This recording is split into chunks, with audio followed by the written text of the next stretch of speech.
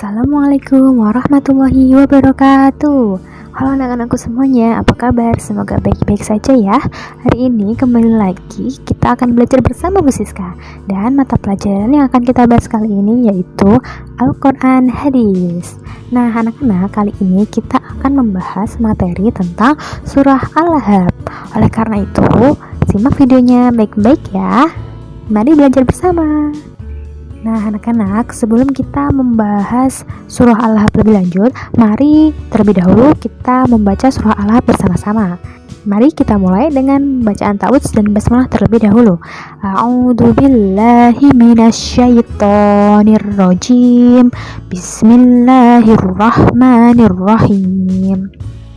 Tabbat yada abi lahabi wa tab ma a'na anhu maluhu wa ma kasab sayasla naran dzata lahab wa imra'atuhu hammalatal hatab fi jidha hablum mim masad.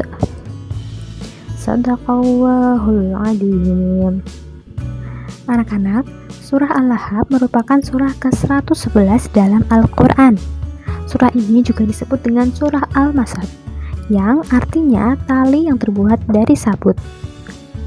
Anak-anak, surah Al-Lahab ini turun di kota Makkah. Anak-anak, surah Al-Lahab merupakan surah ke-111. Garis besar kandungan surah Al-Lahab yaitu surah Al-Lahab berisi kutukan untuk Abu Lahab dan juga istrinya yang menyakiti Rasulullah Shallallahu Alaihi Wasallam. Abu Lahab merupakan paman dari Nabi Muhammad. Sejak zaman sebelum Islam, hubungan Nabi Muhammad dan Abu Lahab sangatlah baik. Hingga tiba saatnya Nabi Muhammad menyampaikan dakwah menjadi utusan Allah. Abu Lahab mulai menentang dengan keras ajaran yang dibawa oleh Nabi Muhammad. Surah Al-Lahab sendiri mengandung berita gaib bahwa Abu Lahab akan merugi, binasa dan celaka.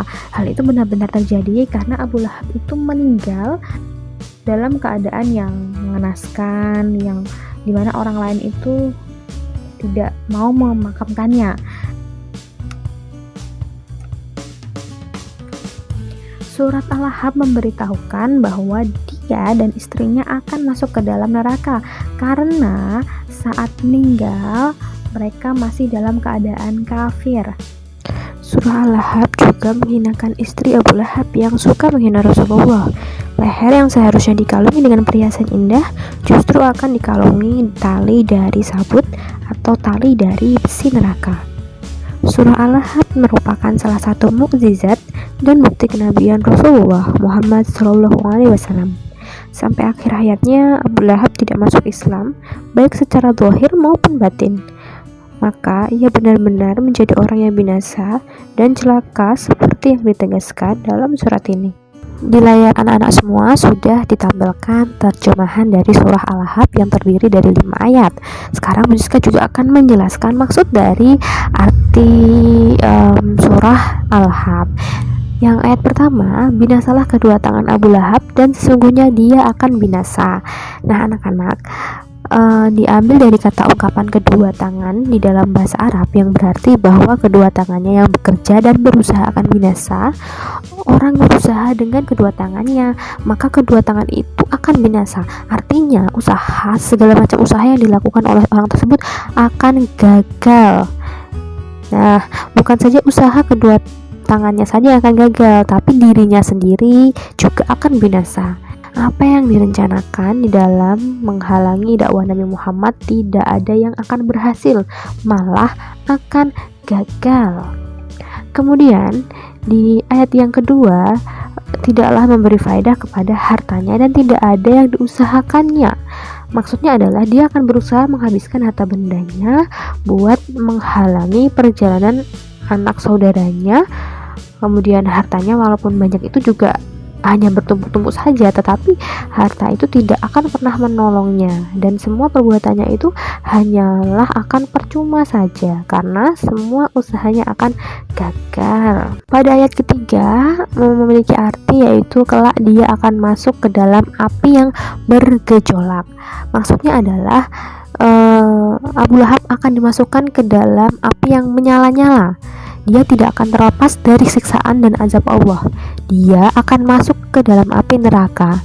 Dia kemudian mati sengsara karena terlalu sakit hati mendengar kekalahan kaum Quraisy dalam peperangan Badar. Karena sebetulnya dia sendiri tidak turut dalam peperangan tersebut. Dia hanya memberi belanja saja untuk menggantikannya, menggunakan hartanya untuk menggantikannya. Pada ayat yang keempat menjelaskan bahwa istrinya juga akan masuk ke neraka seperti halnya Abu Lahab. Hartanya itu tidak akan bisa menyelamatkan dirinya, kemudian juga tidak bisa memberikan manfaat pada dirinya karena segala usaha yang dilakukan dengan menebarkan fitnah itu juga akan sia-sia. Dan di sini istri Abu Lahab itu juga digambarkan sebagai seorang pembawa kayu bakar.